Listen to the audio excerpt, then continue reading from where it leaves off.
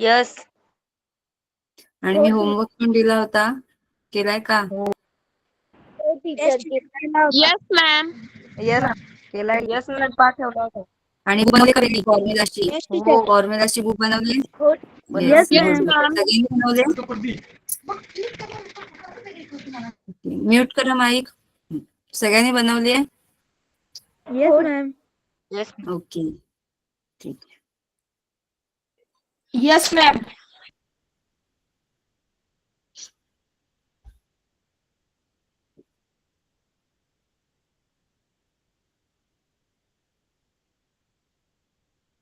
ज्यांनी नाही बनवली त्यांनी बनवा आजपासून. Yes, ma'am. दिसते PPT? Yes, ma'am. This thing. Okay. तुम्हाला सिम्बॉल्स लिहायला सांगितले होते ना? Yes, ma'am. Yes ma'am. Okay. आपण रेजिस्टर बघितलं कसं दिसतं रेजिस्टर? आणि रेजिस्टर काय करतं? रेजिस्टर म्हणजे डिव्हाइस. फरक समजून घ्या. रेजिस्टन्स म्हणजे जो तो काय करतो? क्रिएट करतो. आणि रेजिस्टर म्हणजे डिव्हाइस. जो डिव्हाइस मधून जो अपोजिशनची प्रोसेस होती त्याला बोलतात रेजिस्टन्स. बरोबर? आणि त्या डिव्हाइसला बोलायचं रेजिस्टर. तर रेजिस्टर काय करतो? रेजिस्टर जो असतो तो काय करतो?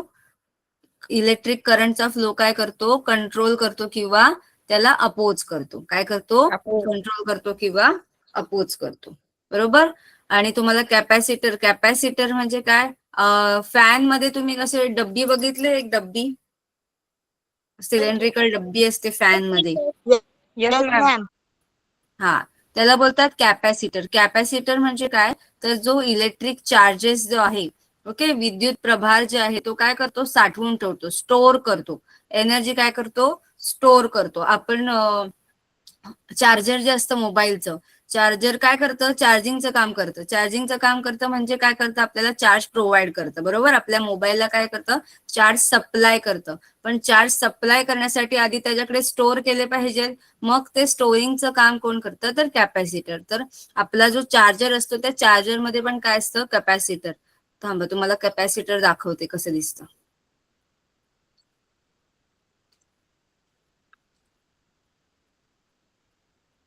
मॅम, रजिस्टरचं काम काय राहतं ते सांगू? हा, सांग. मॅम, जे रजिस्टरचं काम राहतं ते आता एक बल्ब आहे समजा.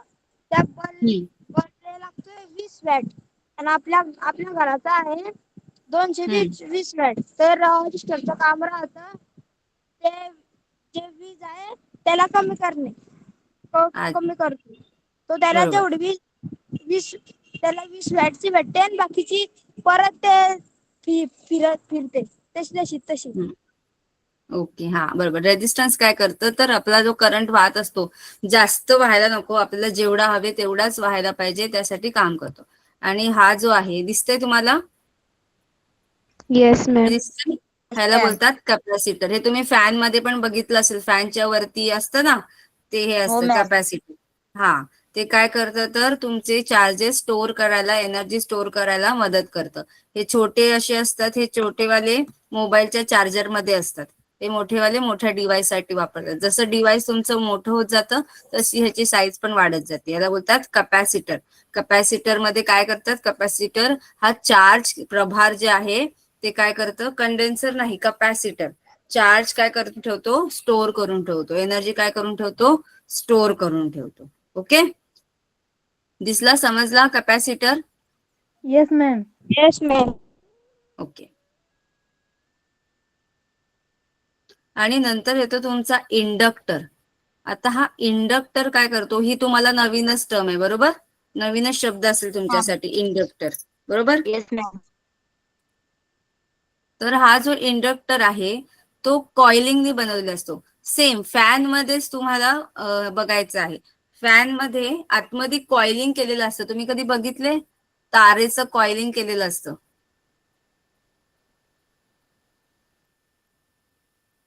बघितलंय का तुम्ही? तारेचं कॉइलिंग केलेलं असतं. No teacher. तुम्हाला नो दाखवते मॅम. म्हणजे समजेल.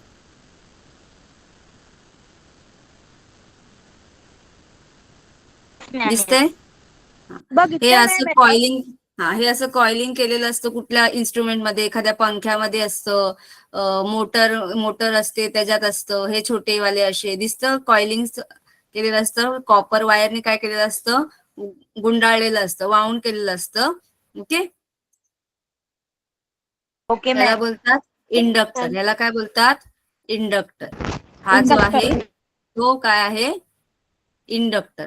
3 डिव्हाइस इम्पॉर्टंट असतात नेहमी कोणत्याही इलेक्ट्रिक सर्किट मध्ये. फर्स्ट रेजिस्टर, जो तुमचा करंट फ्लो काय करतो, कंट्रोल मध्ये ठेवतो.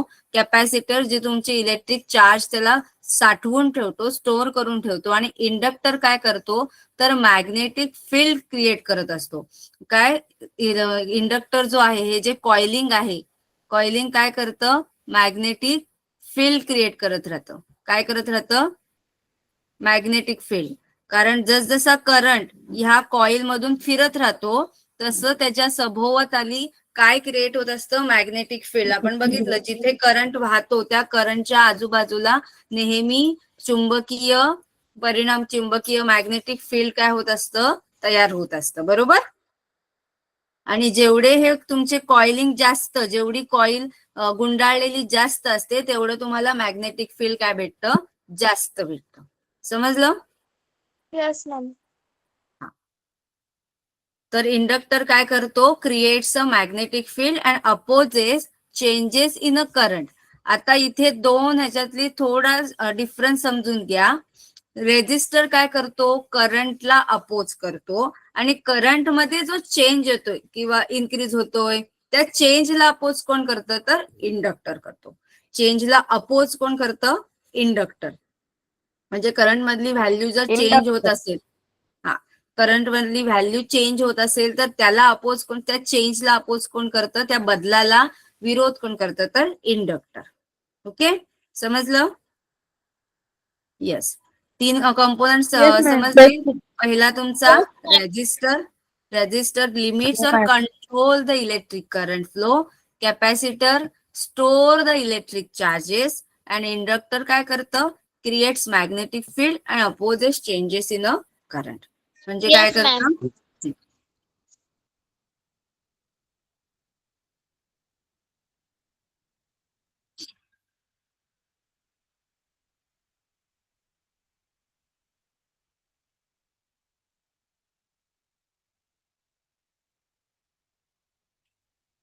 मराठीत काय बोलाल तुम्ही इंडक्टरला,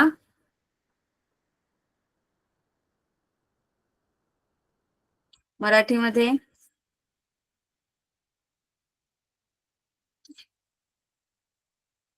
मराठीमध्ये पण इंडक्टरच आहे. ओके, आणि लास्ट तुमचं स्विच. स्विच म्हणजे आपण जे स्विच ऑन ऑफ करतो ते. स्विच ऑन ऑफ काय करतो, तर अलाउज और prevents a flow of electric current. आपण स्विच ऑफ केलं तर करंट फ्लो होत नाही, आणि स्विच ऑन केलं तर करंट काय होतो, फ्लो होतो. म्हणजे आपण काय देतो, त्याला परमिशन देतो. ऑन ऑफ करायला काय देतो आपण, परमिशन. ओके, 4 कंपोनंट समजले. First one resistor, then capacitor, inductor आणि स्विच. ओके, स्विच म्हणजे तुमच्या सर्किट डायग्राम मध्ये असते की. आपण जेव्हा शाळेमध्ये एक्सपेरिमेंट करतो किंवा मोठ्या कॉलेजमध्ये एक्सपेरिमेंट करतो तेव्हा ऍक्च्युअल मध्ये हे स्विच नसतात. त्या स्विचच्या जागी आपण एक कंपोनंट वापरतो, ते असतं की. तुम्हाला दाखवते ते पण कसं असतं. ठीक आहे, की बोलतात. की ओपन म्हणजे स्विच आपण ऑफ करतो, आणि की क्लोज म्हणजे स्विच ऑफ ऑन करतो. ओके,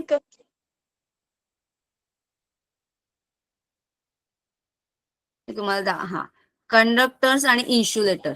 आता तुम्ही कन्फ्युज होऊ नका इंडक्टर आणि इन्सुलेटर मध्ये.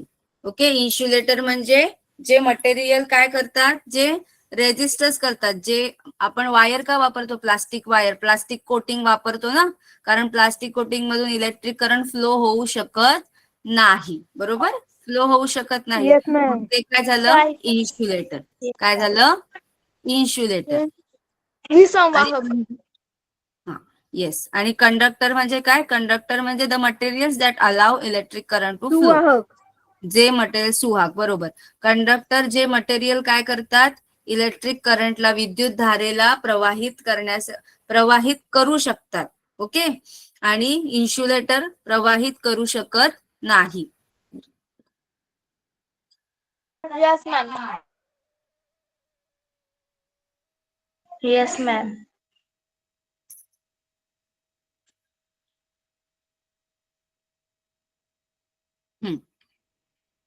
आता एक्झाम्पल्स दिलेले आहेत. Copper, aluminium and other metals are good conductor. बरोबर, तुम्हाला माहितीच आहे आपल्या नेहमीच्या ज्या घरामध्ये वायर्स असतात त्याच्यामध्ये कॉपर असतं, नाही तर मग अल्युमिनियम. मोस्ट ऑफ तर आपण कॉपर वापरतो, ते गुड कंडक्टर आहेत. आणि rubber, plastic, ceramic are the common insulator. हे काय आहेत? Common insulator.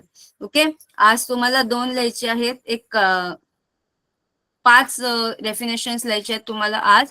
5 डेफिनेशन कोणत्या? तर conductors, insulator, conductors, resistor, 1 minute, 5 नाही 6 झालं ना. रेजिस्टर, कॅपॅसिटर, इंडक्टर 3, त्यानंतर हे 2 लिहायचे आहेत.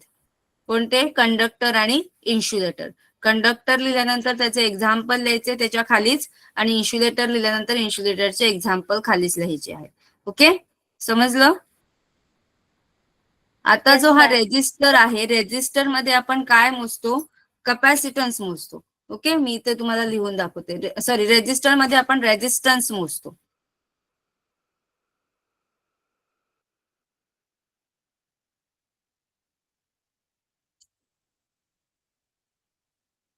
दिसतंय तुम्हाला? Yes, ma'am. Yes, ma'am. Resistor मध्ये आपण काय मोजतो?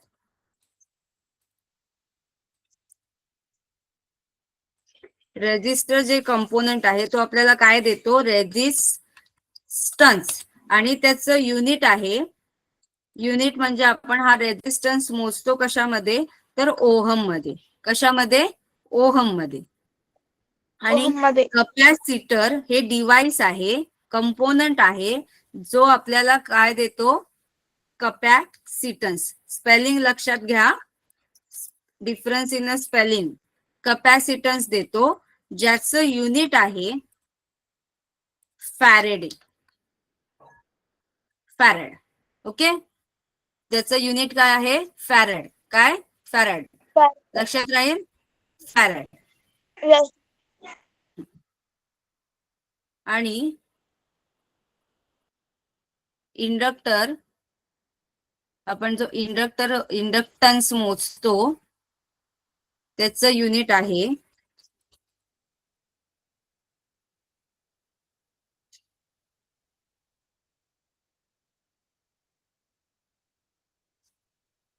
एक मिनिट.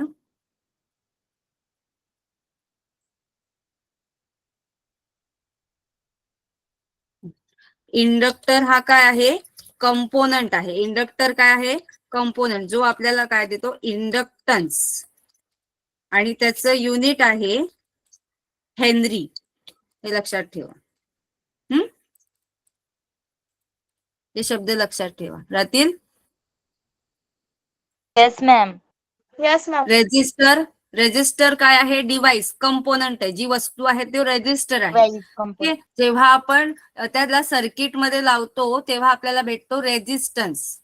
आणि त्याचं युनिट आपण मोजतो तो ओहम मध्ये मोजतो. 1 ओहमचा आहे का, 2 ओहमचा आहे का, 3 ओहमचा.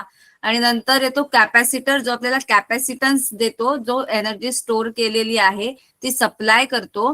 तो आहे, त्याचं युनिट आहे फॅरॅड. ते मोजतात फॅरॅड मध्ये. आणि इंडक्टर म्हणजे इंडक्टन्स, त्याचं युनिट आहे हेनरी. ओके, लक्षात ठेवा हे. Ma'am. Yes, ma'am. कारण ही एक्स्ट्रा इन्फॉर्मेशन आहे, ही मे बी तुमच्या ह्याच्यात नसेल.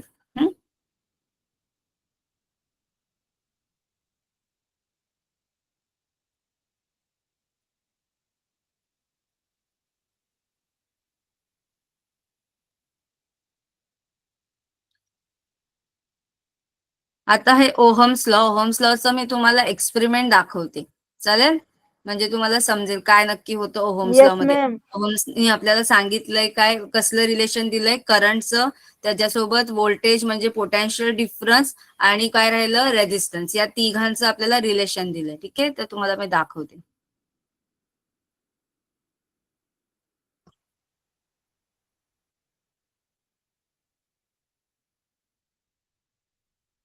हे दिसतंय तुम्हाला diagram? Yes, ma'am. Yes, teacher. ही काय आहे आपली बॅटरी, ह्याला बोलतात ॲमीटर. Yes ma'am. ॲमीटर काय मोजतो तर करंट मोजतो, सर्किट मध्ये किती करंट आहे तो ॲमीटर मोजतो. हा आहे डिजिटल व्होल्टमीटर. व्होल्टमीटर काय मोजतो तर पोटेन्शियल डिफरन्स मोजतो.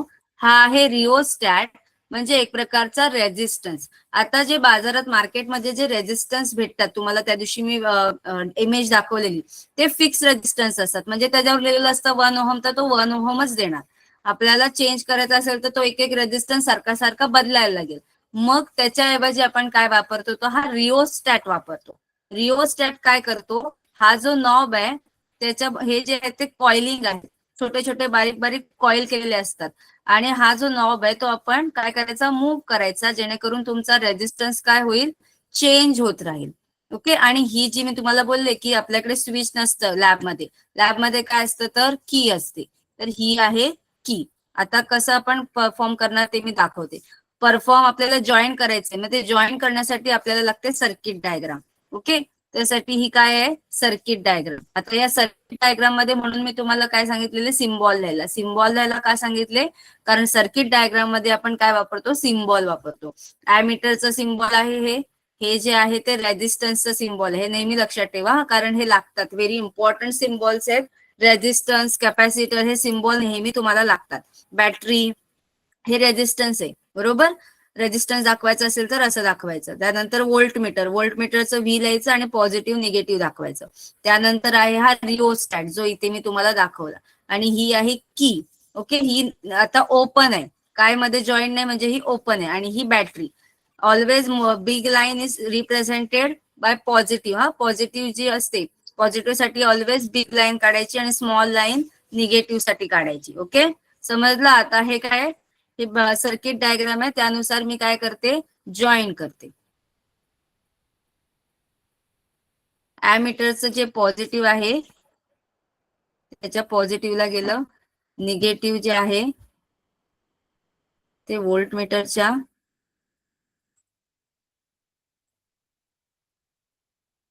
पॉझिटिव्हला, व्होल्टमीटरचं निगेटिव्ह ह्याच्या नाकाला. हे ब्लॅक ऑलवेज निगेटिव्ह आणि रेड ऑलवेज पॉझिटिव्ह.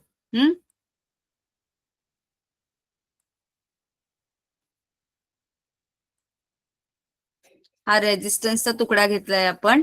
कनेक्ट झालं, दिसतंय कनेक्शन सगळं तुम्हाला.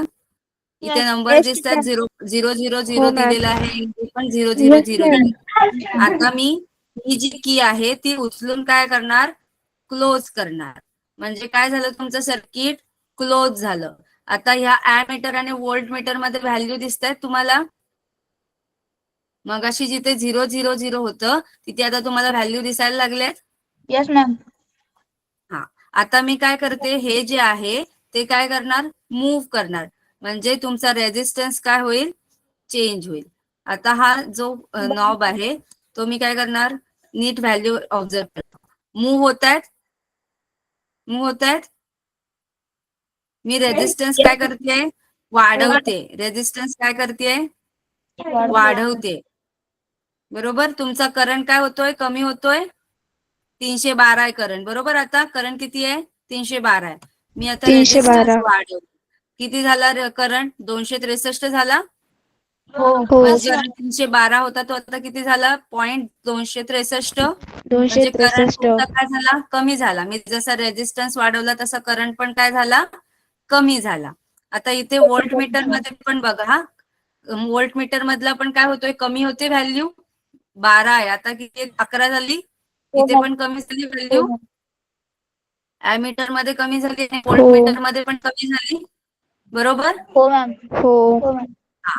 मग आपल्याला ओहम्सने काय सांगितलेलं, ओहम्सने सांगितलं की करंट जो आहे तो पोटेन्शियल डिफरन्स, म्हणजे व्होल्टमीटर मध्ये जे आपल्याला भेटते त्याला काय आहे, डिरेक्टली प्रपोर्शनल. म्हणजे इथे आपला जर व्हॅल्यू कमी होत असेल, डिक्रीज होत असेल, तर इथे पण व्हॅल्यू काय होणार आहे, तुमची कमीच होणार आहे, बरोबर. समजलं. म्हणजे बाय एक्सपेरिमेंट पण आपल्याला समजलं की व्होल्ट जो करंट आहे तो डिरेक्टली प्रपोर्शनल कशाला आहे, पोटेन्शियल डिफरन्सला. कशाला आहे, पोटेन्शियल डिफरन्सला. Difference. आणि आपण जर रेझिस्टन्सची व्हॅल्यू वाढवली तर करंटची व्हॅल्यू काय होते, कमी होते. आणि रेझिस्टन्सची व्हॅल्यू जर कमी केली तर करंटची व्हॅल्यू काय होईल, वाढेल. बरोबर समजलं तुम्हाला एक्सपेरिमेंट? Yes ma'am. कंपोनंट समजले. जे मगाशी आपल्याला स्विच दिलं होतं, स्विच आपण जे घरातले अप्लायन्सेस असतात त्याला लावतो, पण जेव्हा आपण स्कूलमध्ये किंवा कॉलेजमध्ये परफॉर्म करतो तेव्हा अशा प्रकारचं हे की वापरली जाते. ही की जेव्हा काढली जाते तेव्हा सर्किट तुमचं क्लोज होतं, बंद होतं, सर्किट चालत नाही. आणि जेव्हा आपण की अशी इथे लावतो तेव्हा तुमचं सर्किट काय होतं, चालू होतं. Circuit is close. ओके, समजलं? ओहम्स लॉ समजला? By the yes ma'am. हा, ओहम्स लॉ काय आहे? ओहम्स लॉचं स्टेटमेंट असं आहे की जो तुमचा करंट आहे तो directly proportional to potential difference, आणि त्यानंतर जो येतो तो पोटेन्शियल, हा येस, नाही, पोटेन्शियल डिफरन्स म्हणजे विभवांतर, नॉट स्थितीज ऊर्जा, विभवांतर. पोटेन्शियल डिफरन्स मीन्स विभवांतर. ती पोटेन्शियल एनर्जी म्हणजे स्थितीज ऊर्जा. इथे आपण स्थितीज ऊर्जा नाही बघतोय. पोटेन्शियल डिफरन्स म्हणजे विभवांतर.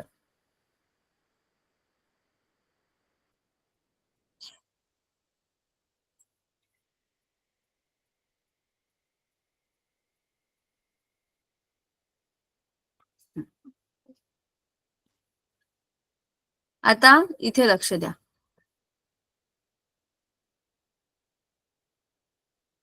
सगळ्यांना क्लिअर झालं?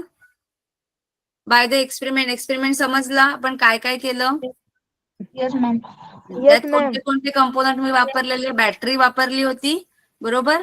बॅटरी नंतर काय वापरलं मी? ॲमीटर वापरलं. ॲमीटर काय मोजतं? करंट मोजतं. काय मोजतं? करंट, बरोबर. त्यानंतर मी वापरलं व्होल्टमीटर. व्होल्टमीटर मध्ये आपण काय मोजतो? तर पोटेन्शियल डिफरन्स मोजतो. ओके. त्यानंतर मी वापरला रिओस्टॅट. रिओस्टॅट काय करतं? तर रेझिस्टन्स कमी जास्त करतं. कारण आपल्या ज्या मार्केटमध्ये छोटे रेझिस्टन्स भेटतात ते फिक्स असतात. आपल्याला जर बघायचं असेल रेझिस्टन्सची व्हॅल्यू कमी जास्त करायची असेल तर तो सारखा आपल्याला बदलायला लागेल. मग त्याच्याऐवजी आपण काय करतो तर तो रिओस्टॅट वापरतो, जेणेकरून आपण काय करू शकतो, एकाच टाइमला रेझिस्टन्स चेंज करू शकतो. आणि त्यानंतर आपण वापरली की काय करते तर पूर्ण सर्किट क्लोज ओपन करते. ओके.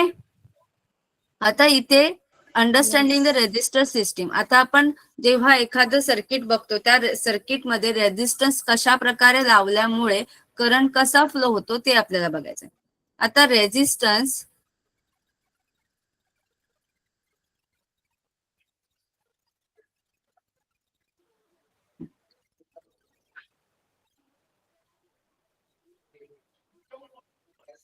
ही पहिली दिसते डायग्राम. हो. पहिली डायग्राम दिसते. ह्या पहिल्या डायग्राम मध्ये काय दिलेलं आहे? रेझिस्टन्स हे सिम्बॉल काय आहे? रेझिस्टन्सचा सिम्बॉल आहे, बरोबर.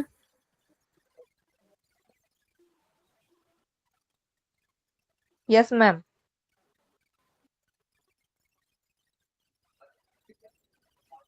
रेझिस्टन्सचा सिम्बॉल आहे.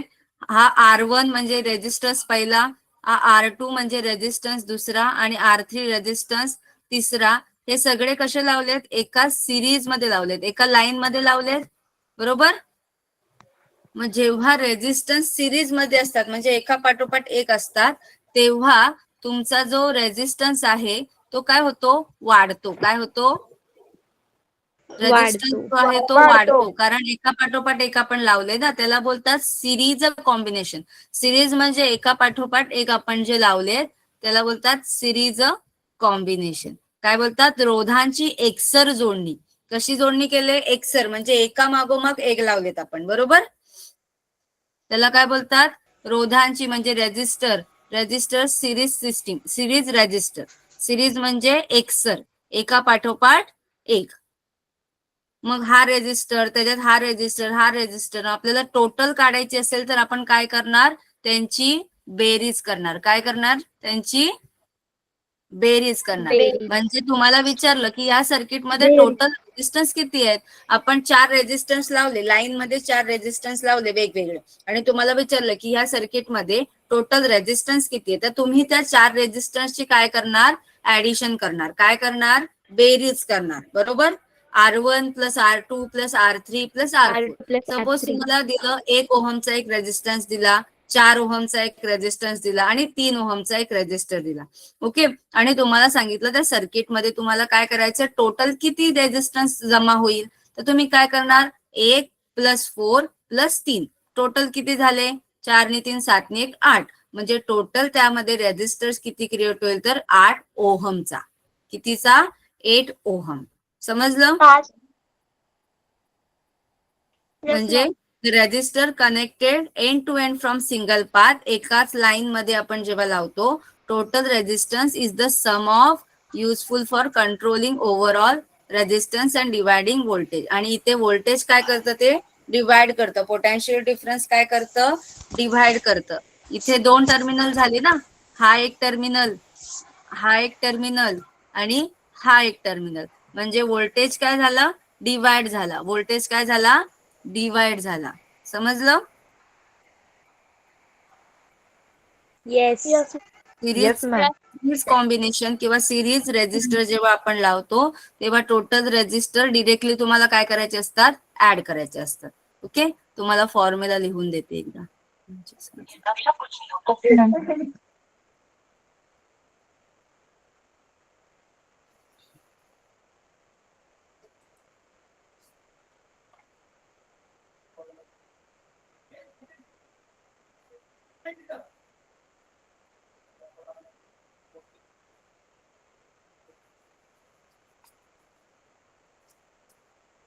series resistor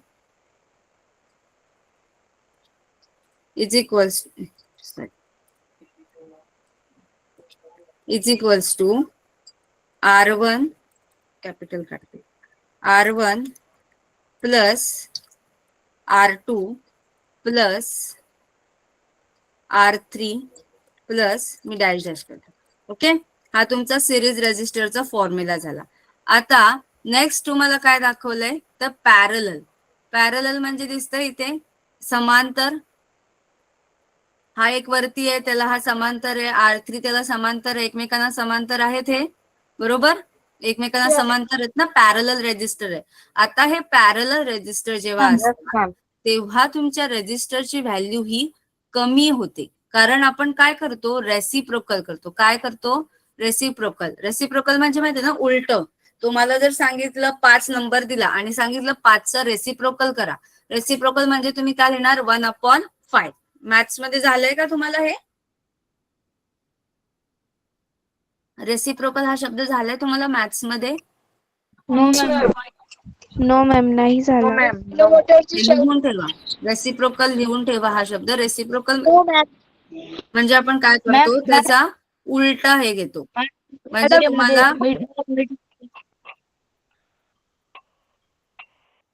मॅडम मी हा सांगा. मॅडम आमचं मराठी मीडियम मध्ये मॅम. मॅडम मी सांगू, हा सांग. रेसिप्रोकल म्हणजे एक्झाम्पल 1/2 म्हणजे रेसिप्रोकल म्हणजे 2 खालचा संख्या अंशातला नंबर तुम्हाला छेदात टाकायचा आणि छेदातला नंबर तुम्हाला अंशात टाकायचा. डिनॉमिनेटरचा नंबर तुम्हाला न्यूमरेटर मध्ये टाकायचा आणि न्यूमरेटरचा नंबर तुम्हाला डिनॉमिनेटर मध्ये टाकायचा. म्हणजे सपोज तुम्हाला एक्झाम्पल दिलं 2/5 आणि त्याचा तुम्हाला रेसिप्रोकल काढायचा, तर तुम्ही रेसिप्रोकल काय लिहिणार, 5/2. समजलं? हो मॅम. मग आता हे रेजिस्टर आपण कशात कनेक्ट केलेत, तर पॅरलल, समांतर आपण काय केलेत, हे केलेत. म्हणजे आता ह्यांचा फॉर्म्युला काय येईल, तर एवढं लक्षात घ्या.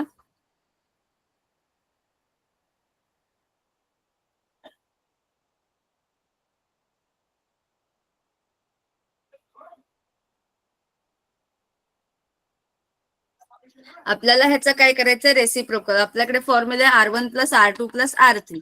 बरोबर. त्याचाच आपल्याला काय करायचंय, रेसिप्रोकल. म्हणजे तुमचा फॉर्म्युला होतो,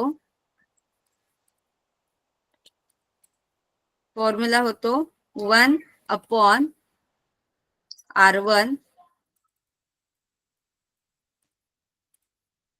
प्लस 1/R2 R2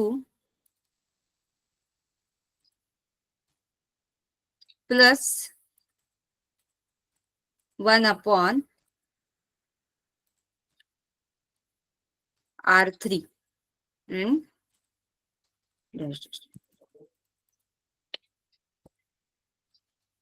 ओके, समजला फॉर्म्युला? Yes, ma'am. आता येस मॅम. तुम्हाला मगाशी मी एक्झाम्पल दिलं की जर आपल्याला व्हॅल्यू दिली असेल सपोज जर व्हॅल्यू दिली असेल 2, 3, 5 आणि तुम्हाला काय काढायचंय त्याचा सिरीज रेजिस्टर काढायचंय. सिरीज म्हणजे टोटल, म्हणजे तुम्ही डिरेक्टली काय करणार 2 + 3 + 5 किती आलं 5 + 3 8 + 2 10. हे सिम्पल आलं सिरीज मध्ये.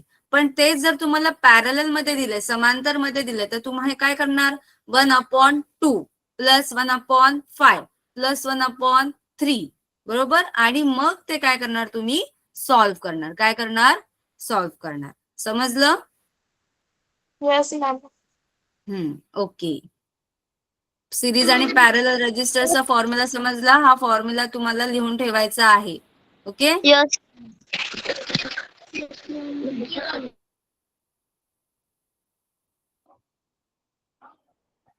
हा फॉर्म्युला तुम्हाला लिहून ठेवायचा आहे. आता मी आज तुम्हाला कोणते क्वेश्चन दिलेत 5 कसल्या लिहायच्यात डेफिनेशन लिहायच्यात तुम्हाला कुठल्या रेजिस्टर, कॅपॅसिटर, इंडक्टर, नंतर कंडक्टर, नंतर इन्सुलेटर. ओके. कंडक्टरचे तुम्हाला एक्झाम्पल त्याच्या खाली लिहायचे आहेत. इन्सुलेटरचे पण तुम्हाला एक्झाम्पल त्याच्या खाली लिहायचे आहेत. बरं, मी तुम्हाला युनिट पण लिहून दिलेलं आहे. तर रेजिस्टन्सचं लगेच डेफिनेशन लिहिल्यानंतर त्याचं युनिट लिहायचंय. कॅपॅसिटरचं पण डेफिनेशन लिहिल्यानंतर त्याची लगेच युनिट लिहायचंय. आणि इंडक्टरचं पण इंडक्टन्स लिहून त्याचं युनिट लिहायचंय. ओके, 5 गोष्टी समजल्या. त्यानंतर सिरीज रेजिस्टर. आता अजून 2 ऍड करा त्याच्यात. सिरीज रेजिस्टर लिहायचं आहे आणि त्याचा हा फॉर्म्युला लिहायचा आहे. त्यानंतर पॅरलल रेजिस्टर लिहायचा आहे आणि त्याचा हा फॉर्म्युला लिहायचा आहे. ओके, समजलं? हो मॅम. किती क्वेश्चन झाले? आता आपले 7 क्वेश्चन झाले. ओके, आज आपले 7 क्वेश्चन झालेले आहेत. शनिवारी सुट्टी आहे का तुम्हाला शाळेला? No ma'am. शनिवारी सुट्टी नाही? No, ma'am. No, ma'am. अच्छा, मग गोपाळगाला खेळणार तुम्ही? गोविंदा खेळणार शाळेत? हो, teacher. हो, मॅम teacher. आमच्या शाळेत नाही खेळत. मॅम आमचा शनिवारी येतो. मॅम आमचा शनिवारी येतो. अच्छा, हो, teacher. आम्ही मॅम आमच्या गावात शनिवारी बसलाय. मॅम आमच्या गावात बसलाय. आज दुसरा दिवस आहे मॅम. आज दुसरा दिवस आहे मॅम. टीचर आमच्या गावात ना शनिवारी सप्ताह असतं ना, तो उठतो. मग त्यामुळे त्या दिवशी आम्ही साजरा करतो. Okay okay. आता नेक्स्ट आहे आपलं अर्थिंग. अर्थिंग म्हणजे ग्राउंडिंग. आता अर्थिंग म्हणजे काय, तर आपल्या घरामध्ये जे वायरिंग केलेलं असतं, ओके, एक वायर असते पॉझिटिव्ह टर्मिनलची, एक वायर असते निगेटिव्ह टर्मिनलची, आणि एक वायर जी असते ती अर्थिंग म्हणजे अर्थला काय केलेली असते, कनेक्ट केलेली असते. जेणेकरून जेवढा काय करंटचा फ्लो, एक्स्ट्रा फ्लो आला तो डिरेक्टली कुठे जातो, तर अर्थ मध्ये निघून जातो. ओके, म्हणजे जेव्हा वीज वगैरे वरती हे होते तेव्हा आपण काय असतो, त्या अर्थिंगमुळे आपलं घर सेफ राहू शकतं.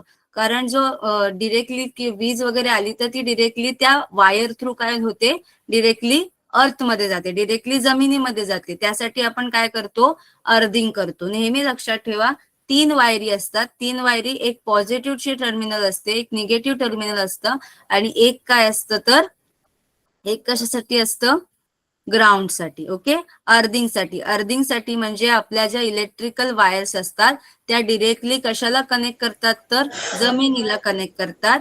जेणेकरून जेवढा काय करंट फ्लो एक्स्ट्राचा आला तर तो त्या वायर थ्रू कुठे जातो, अर्थ मध्ये जातो, आणि आपल्याला कोणतीही हानी होत नाही. ओके, एक्सेस अमाऊंट जी करंट आली, जर एखादा एक्सेस करंट आलाच तर तो कुठे जातो, वरती. पण आपण रस्त्याने पण बघितलं तर तुम्हाला 3 वायरी दिसतील. तर त्या 3 वायर्स कशासाठी असतात, त्यासाठी एक पॉझिटिव्ह टर्मिनल, एक निगेटिव्ह टर्मिनल आणि एक ग्राउंड केलेलं असतं. ओके, जर कधी बघितलं नसेल तर आता तुम्ही रस्त्यावरून कधी गेला तर वरती बघा, तुम्हाला 3 वायर्स दिसतील. ओके, समजलं? ग्राउंड करणं म्हणजे काय, अर्थिंग करणं म्हणजे एक जी वायर आहे ती कशाला कनेक्ट केली जाते, डिरेक्टली अर्थला म्हणजे ग्राउंडला कनेक्ट केली जाते. जे म्हणजे जो जास्तीचा एक्सेस करंट, जास्तीची धारा, विद्युत धारा जर आली तर ती डिरेक्टली कुठे जाते, खाली जमिनीमध्ये जाते. ओके, ग्राउंड मध्ये जाते. म्हणजे आपल्याला कोणतीही हानी होत नाही.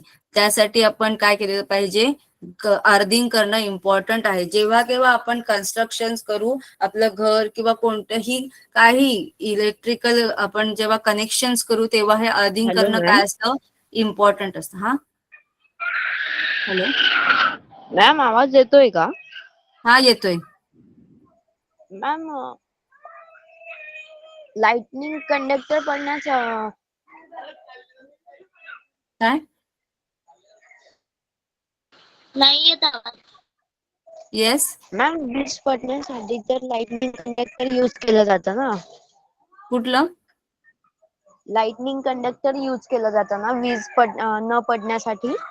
हा मग पण सेफ साठी आपण एक वायर जी केलेली असते ती अर्थिंग केली जाते. प्रत्येक घरामध्ये अर्थिंग केलं जातं. हा, ओके मॅम. ओके, एवढं समजलं तुम्हाला? हो मॅम. करा ना. हो मॅम. हो मॅम. आता इलेक्ट्रिक फ्यूज तर आपण बघतो आपल्या लाईटला असतं, बरोबर. Yes tube ma'am. आपण लावतो, लाईटची ट्यूब असते ती तिकडे असतं, बरोबर. फ्यूज काय करतं, fuse also safety device that protects an electric circuit from the excess current. जर एक्सेस करंट फ्लो होत असेल तर त्यापासून आपलं काय करतं, प्रोटेक्ट करतं. म्हणजे it contains a metal wire और स्ट्रीप. जर तुम्ही कधी काढून वगैरे बघितलं असेल, म्हणजे तुमची जर ट्यूबलाईट वगैरे खराब झाली तर आपण बघतो ना खोलून वगैरे, तर तिथे हे असं फ्यूज लावलेलं असतं, बरोबर. तर त्या फ्यूज मध्ये काय असतं, एक मेटल वायर असते किंवा स्ट्रीप असते, ती काय होते, मेल्ट होते. जेव्हा जर एक्सेस करंट व्हायला लागला, जास्तीची धारा व्हायला लागली तर ती काय होते, मेल्ट होते आणि काय करते, ती ब्रेक करते. Break the circuit when current exceed a safe level. So fuses are placed in a series with the circuit and are designed to fail safely, preventing damage to the. आता थोडक्यात काय, तर हे फ्यूज कशासाठी वापरतो आपण, आता सपोज आपण लाईट लावली, आपली ट्यूबलाईट लावली आणि ट्यूबलाईट मध्ये खूप करंट काय झाला, तुमची धारा प्रवाहित झाली. मग आपल्याला समजणार कसं, बरोबर. लाईट, मग तुमची जी लाईट आहे ती फुटू शकते, बरोबर. मग आपल्याला समजणार कसं, तर फॉर सेफ्टीसाठी, आपल्या सेफ्टीसाठी ते फ्यूज लावलेलं असतं. फ्यूज मध्ये एक मेटल वायर असते. ती मेटल वायर काय होते, जर जास्ती करंट पास व्हायला लागला तर ती काय होते, मेल्ट व्हायला लागते. आणि ड्यू टू दिस मेल्टिंग काय होतं, पूर्ण सर्किट काय होतं, ब्रेक होतं.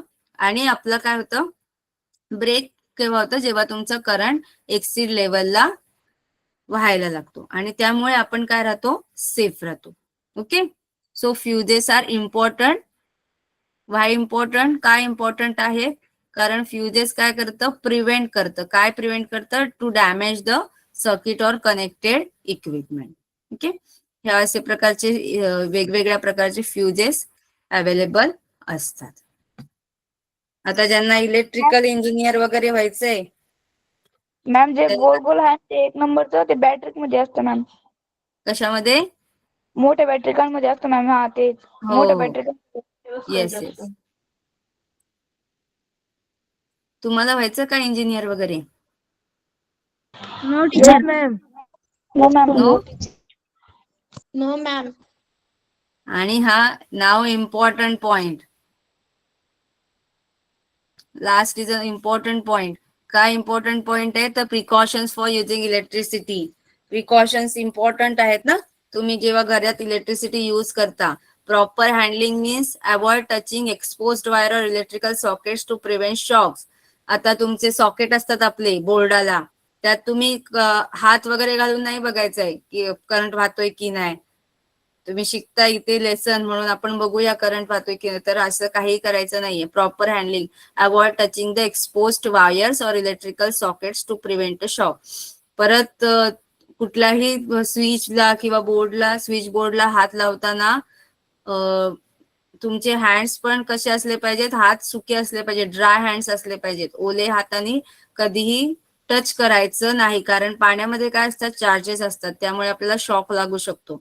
नंतर ओव्हरलोड प्रिव्हेन्शन म्हणजे काय, avoid plugging too many devices into the same outlet to prevent overloads. आता तुम्ही एकाच सॉकेटमध्ये खूप सारे काय लावलेत, डिव्हाइसेस लावलेत, तर काय होईल, ओव्हरलोड होईल ना, बरोबर. कधी कधी बघा आपलं इन्व्हर्टर असतं किंवा जनरेटर असतं, लाईट गेली आणि आपण इन्व्हर्टरवर इन्व्हर्टरचं हे कमी असेल, कॅपॅसिटी कमी असेल आणि आपण त्याच्यावर मिक्सर लावला किंवा मिक्सरला जास्त व्होल्टेज लागतं किंवा फ्रीज लावला, तर काय होणार, ओव्हरलोड होणार आणि मग काय होतील, आपले डिव्हाइसेस डॅमेज होतील. काय होतील, डॅमेज होतील. म्हणून मग एकाच प्लगिंग वर काय लावायचे, मेनी डिव्हाइसेस लावायचे नाही. नंतर regular check wires and cords for any damage or wear and tear. आता सपोज आपल्या घरात चुकून वगैरे उंदीर वगैरे आले, तर ते वायर कुरतडू शकतात. मग आपली काय ड्युटी आहे, तर आपण चेक केलं पाहिजे रेग्युलरली वायर्स. किंवा जर कधी कधी खूप उष्णतेमुळे एखादी वायर मेल्ट पण होऊ शकते. सो रेग्युलरली आपण काय केलं पाहिजे, ऍटलिस्ट वीकली या मंथली आपण काय केलं पाहिजे, महिन्यातून किंवा आठवड्यातून वायर्स सगळ्या काय केल्या पाहिजेत, चेक केल्या पाहिजेत आपल्या घरातल्या, बरोबर. जर डॅमेज झाले तर आपण वेळीच काय करू शकतो, चेंज करू शकतो. आणि आपण जर लक्षच नाही दिलं आणि तशीच ती खराब होत राहिली, तर काय होईल, आपल्याला शॉक बसू शकतो कधी आपण चुकून गेलो तर, बरोबर. तर रेग्युलरली काय केलं पाहिजे, वायर्स आणि कॉर्ड्स जे आहेत ते आपल्याला चेक केले पाहिजेत. त्यानंतर ensure all electrical equipment is properly grounded to prevent accident. मी तुम्हाला सांगितलं की प्रत्येक डिव्हाइस आपला हा, म्हणजे आपण जे डिव्हाइस कुठेही कुठल्याही बोर्डाला लावतो, चार्जर लावतो, कुठलाही अजून काही लावतो चार्जिंगला, तर ते जे बोर्ड आहे त्यातून आपलं अर्थिंग झालेलं आहे की नाही, ग्राउंडेड झालेलं आहे की नाही, हे आपल्याला काय करायचंय, चेक करायचंय. ओके, समजलं कोणत्या कोणत्या प्रिकॉशन्स करायचे आहेत. ओव्हरलोड प्रिव्हेन्शन वर लक्ष द्यायचंय, प्रॉपर हँडल करायचंय. जेव्हा तुम्ही कोणत्याही स्विच बोर्डला, कुठल्याही सर्किटला जेव्हा टच करायला जाल, तेव्हा तुम्हाला प्रिकॉशन्स घ्यायचे आहेत. ओके, आणि रेग्युलर तुम्हाला काय करायचंय, चेक करायच्या सगळ्या वायर्स. आणि इलेक्ट्रिकल सेफ्टी म्हणजे ऑल इक्विपमेंट काय असले पाहिजे तुमचे, ग्राउंडेड म्हणजे अर्थिंग केलेले असले पाहिजेत. ओके, समजलं. Yes ma'am. Yes ma'am. Yes ma'am. Okay, yes ma'am. तर आपले आजचे किती क्वेश्चन आहेत, 7 क्वेश्चन. टीचर एकदा पुन्हा सांगशाल का प्लीज. काय सांगू, क्वेश्चन सांगू. Okay, yes ma'am. तुम्हाला डेफिनेशन, हा नीट ऐका, डेफिनेशन्स कसल्या लिहायचे आहेत, रेजिस्टर, कॅपॅसिटर, इंडक्टर. ओके, ह्या डेफिनेशन आणि त्याच्यासोबत हे मी 3 तुम्हाला जे फॉर्म्युला युनिट लिहून दिलेले आहेत ते लिहायचे आहेत. युनिट लिहून दिलेत ना, ते यस. लिहायचे. ओके, त्यानंतर 3 झाले क्वेश्चन. 3 क्वेश्चन झाल्यानंतर तुम्हाला 3 क्वेश्चन झाल्यानंतर तुम्हाला काय लिहायचंय, हे कंडक्टर्स आणि इन्सुलेटर. कंडक्टर्सचे हे एक्झाम्पल आहेत कॉपर, अल्युमिनियम, आणि इन्सुलेटरचे हे एक्झाम्पल आहेत rubber, plastic, ceramic. Okay, 5 definition झाल्या आजच्या तुमच्या. Yes ma'am.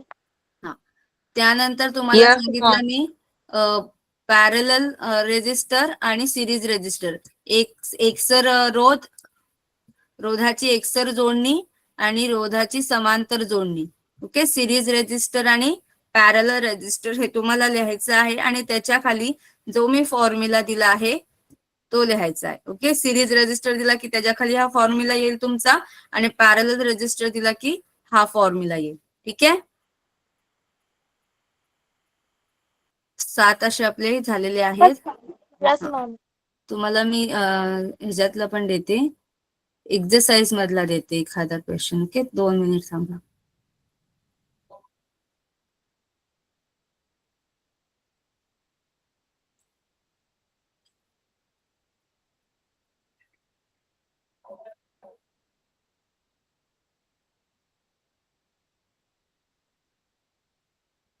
कोणाला काय डाऊट आहे?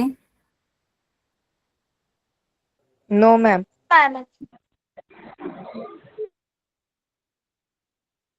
No ma'am.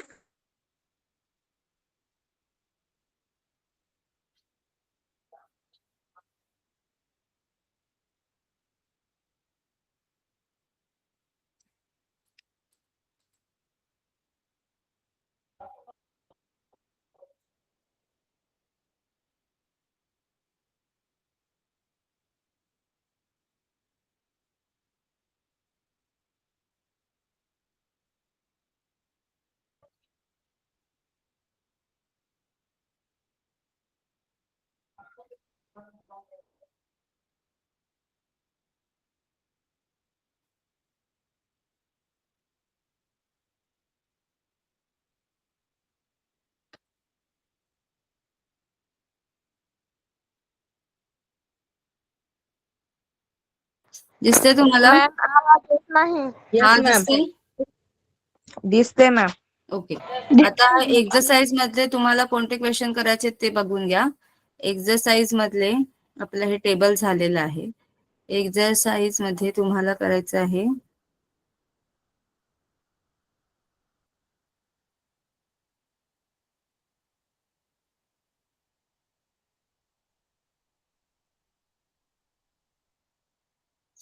Question number 5. Exercise मधला क्वेश्चन नंबर 5 तुम्हाला करायचा आहे. स्वाध्याय मधला क्वेश्चन नंबर 5वा. दिसतंय? जोड्या लावाय, match the pairs. Yes ma'am. सांगा. एक्सरसाइज मधलं match the pairs question number 5 तुम्हाला करायचं आहे. दिसला हा? हा. Okay teacher. हा, अजून एक आहे का बघते. Simple yes ma'am. सिंपल. ठीक आहे, बाकीचे आपण बघू नंतर. सध्या तुम्ही हा मॅच द पेअर करा एक. ओके. एकूण आपले 8 क्वेश्चन झालेले आहेत. समजलं? Yes ma'am. Yes ma'am. Okay okay. ठीक आहे, समजलं? येस टीचर समजलं. Okay ma'am. Okay, bye. Bye ma'am. Teacher. Good night. Bye ma'am. Enjoy your day. Good night teacher. Good night. Thank you ma'am.